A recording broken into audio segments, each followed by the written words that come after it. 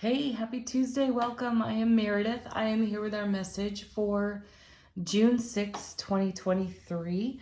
We're using Out of Hand Tarot for our message. We have the Sun in Gemini, the Moon in Capricorn, and beautiful Pluto remains in retrograde.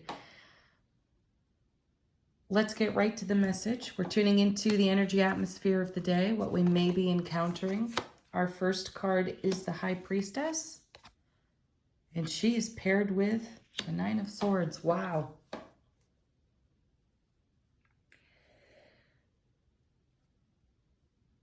A lack of faith. That's what I see here with these two cards. Last week, we saw the Devil and the Hanged Man come out together twice. I'm reminded of that in these two cards. I feel like we're looking at the same two cards again. And you know, if you've been here on this channel for any length of time, that we are encouraged quite consistently to listen to our intuition. And when we have the High Priestess sitting right next to the Nine of Swords, we have a clear sign that the anxiety voice has risen. Some sort of fear, some sort of vulture thought, ego speak is showing up, and it's testing our faith in our intuition. I love that the High Priestess is first because she's major arcana. She's much more steadfast, paired with a minor arcana, which is much more temporary. This tells us that the intuition is going to prove itself out and to continue to keep the faith, even though every sign you may be perceiving at this time could be filtered through your own ego voice, vulture thinking, and you could be feeling as if the foundation is being torn up right underneath your feet and that you've got nothing to trust in. Ooh. So my guides are perking up and they're asking me to share. Oh, they're asking me to ask you all, how many times have you said, this always happens? Oh, okay. They're challenging us. They're actually challenging us. They're dropping the gauntlet and asking us to pay attention to that, because there are those who would look at this and say, I don't do that. I'm not doing that. And they're bringing up the question for us, or asking us to ask ourselves, how many times have we said, this always happens? Which then shifts the balance of our personal power into the realm of illusion and ego. When the steadfast energy of the High Priestess, of our inner being, of our soulful presence, continues to consistently whisper. So we're being asked to stand strong in the face of our own self-doubt. Next. Seven of Swords. Ooh. Because in some way we're robbing ourselves of our own joy. Wow. My guides again are coming back with another one. We're exacting a pound of flesh from ourselves. We're allowing ourselves to be picked over by our own ego and not lean deeper into the High Priestess. So now my guides are giving me a vision, and they're showing me the traditional High Priestess card in the Rider-Waite Tarot. And they're reminding that she sits between two pillars that represent a veil. The veil between our world or the ego world, and the world of perception, the inner oracle, the supposed separation between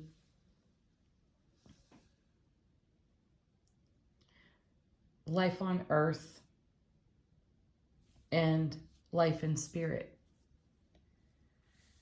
And what they're showing me is a flock of birds a large flock of blackbirds that create a shadow so we can't even see the high priestess. We can't see the pillars. We can't see the veil at all. And yet, there is this consistent, faithful, steadfast, true voice whispering through the din of that flock of birds. And this is our true north over here with the high priestess. The 7 of Swords, the 9 of Swords is something that's coming out of this retrograde with Pluto. It's deep and it's old and it's programming that's been there from the moment you drew breath. That's what I'm hearing from my guides. So it's such an old story. It is so familiar. And now is the moment to lean deeper than ever into your faith for something different. Remember that 7s in tarot are about heaven touching earth within us. Remember that 9s in tarot are about bringing something to completion. And we're nearly there. So, you know, it's not a 10. So it hasn't reached a point of fulfillment, but we're definitely at a tipping point with this 9 of Swords, 7 of Swords combination, because it feels like an extraction. It feels like an egoic extraction. So continue to look to the light of your intuitive messages. Even if you feel the signs and the symbols have been obscured for you temporarily, in that space where you may not have been perceiving consistent, faithful messages because of the louder energy of the ego voice. This is the light in that shadow. Let's see what's next. Oh my gosh. Wow. Okay, so there's the Tower. Another light in the darkness as far as I can see here. I'm glad to see another major arcana. I'm glad to see major arcana cards being bookends to these two in particular. So here's the Tower, and now my guides are saying that this may be a sign of some of the most significant spiritual journey work that we've done in a decade or more. Because we're bringing, or a tower is coming down, but the tower that's coming down is this 9 of Swords, 7 of Swords, anxiety, fear, old voice, the familiarity of some old story. Like we're breaking out of a chrysalis. We're coming out from behind these walls. We're busting through. We're breaking through the illusion that we've created.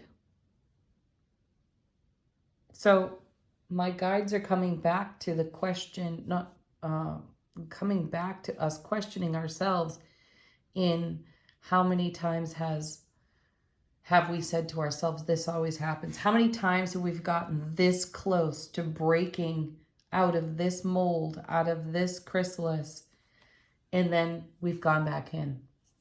My sense of it is that Pluto in retrograde is not going to allow it. We've also got the moon in Capricorn, a very strong sign.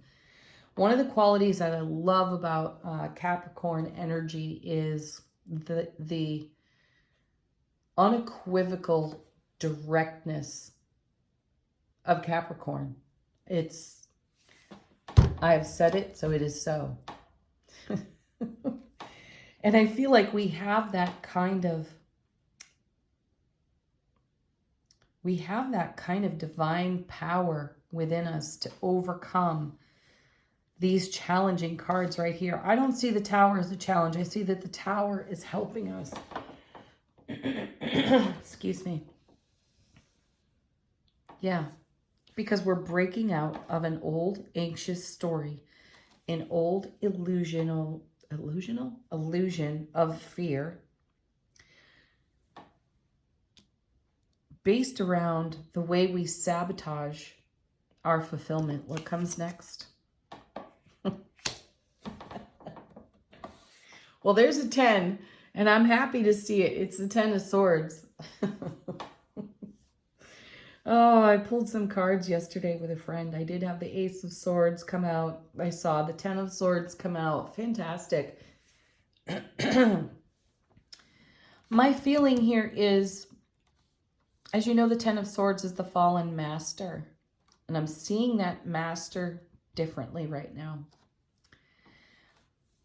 I'm seeing the masterful ego fall with this 10 of Swords. So buckle up, angels, because this is a bumpy friggin' ride right here with these two cards. Now, if you want to push through your old BS, the energy atmosphere is offering you an opportunity to let it go. At long last, to let it go. So my sense of the cards is face your fear. Face your worst case scenario as manufactured by the great illusionist, the ego, and start tearing it down. Allow yourself to be the light that's in this tower, to emerge from beyond these walls, because you trust your intuition over here with the High Priestess.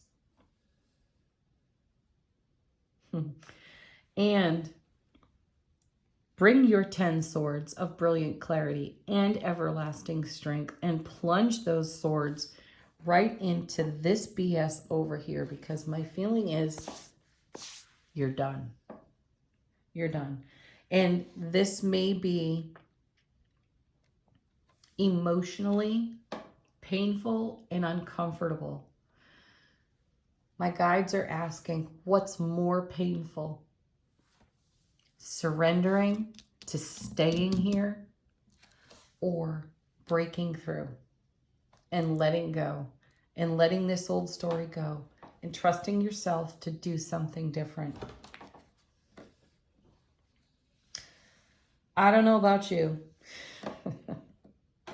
I would prefer to break through and not live in the old illusion that was handed to me by some well-meaning individuals, some not so well-meaning individuals, anything, anyone, any experience that shaped an illusion that had me living smaller or living in a state of less than. It's got to go. And we're being handed a divine opportunity. Excuse me. We're being handed a divine opportunity to do just that. So listen to the voice of your intuition, your inner being, your soulful presence, and allow this to be the light that leads the way beyond this tower and puts sabotage, anxiety, fear, doubt, and living small, living less than to rest. Oh my goodness, I hope I see the Death card in this. Or hey, off the bottom of the deck, there's the Empress, because there's a whole new life to be lived and a whole new way to live it. So this is coming out of the unseen. Anything off the bottom of the deck is something that we do not see, or that's not obvious to us. These cards can be the sign that you are looking for, and that may have been overshadowed recently. So we've got consecutive cards here too in the High Priestess and the Empress. Very powerful, divine, feminine energy. Think warrior-S type energy. And this is us rising in the Empress out of the tower's rubble. Oops. We have then the Lovers, another beautiful major arcana, and the Eight of Cups. Yeah, so Eight of Cups, the Eclipse card. I'm going back, you know, we're time traveling now. We're going back to the fall, And we're going back to the most recent eclipses that we had, just a month and a half ago, right? In the Eight of Cups, we are moving on. We are going to another horizon. And the Nine of Swords, Seven of Swords energy can't exist there, right? So it has to go.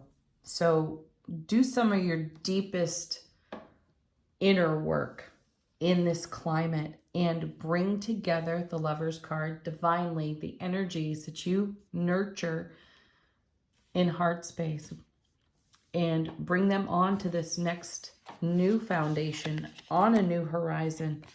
Nine of Wands, it's going to take your strength. It's going to take your endurance, and you've got it. You've got it all day long. You may feel somewhat weary of turning over these Nine of Swords, Seven of Swords thoughts and ideas that eventually evoke emotion that is less than favorable, though you're in the process of creating heaven on earth. And there are some labor pains that go with that. This is worth doing. Oh, beautiful. Oh my gosh. How perfect. There's the star, which follows the tower. This is keeping the faith for the dream. And this is charting our course by the stars, which we have done. This is our roadmap. Continue to follow the roadmap of your own heart space. Wow. And do so dynamically, because there's the Chariot.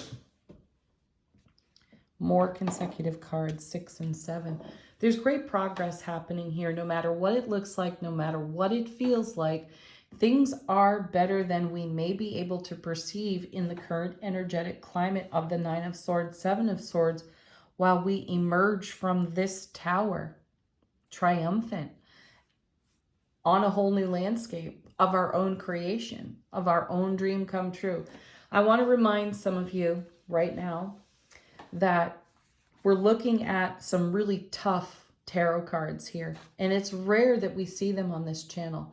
And that's why I'm bringing it up, because what is much more common is that we see the Four of Wands, Eight of Wands, 10 of Cups, 9 of Cups, Ace of Cups, 2 of Cups. We see all these amazing, wonderful, loving, blissful, whelming cards in tarot. And here we have, from last week seeing the Devil twice, and now these challenging cards. This is a cause for great celebration, because they're not cards we see often, and it's a great sign of how successful we are. So no matter what is clamoring for your attention, no matter what is distracting you from the truth that you hold in your heart for the dream and the vision that you have for your life, no matter what appears to be standing in front of that today or for several days, you have the divine soulful presence, the divine soulful power to overcome all of that. And it's going to take a little bit of endurance. It's worthy of your effort. All right, angel answers.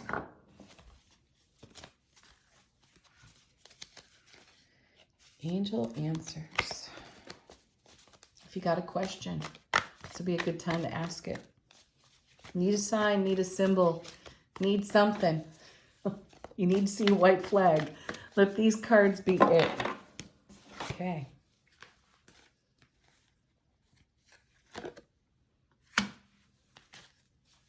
Communicate clearly. That means listen to your intuition in this reading. For sure.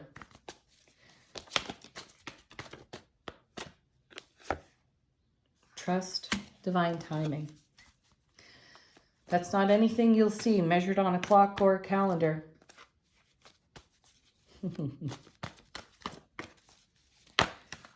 Divine timing. Peaceful resolution. Remain positive. Ask your angels. Call on your guides, angels, ancestors. Call on them for support as you navigate these temporary, though challenging waters. And allow the universe to have your back, because it does. All All right, final word on the reading from Wisdom of the Oracle. How is our soulful presence informing our waking consciousness?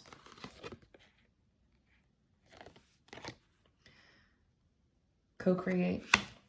I feel that that's a great bit of encouragement here at the very end of the reading.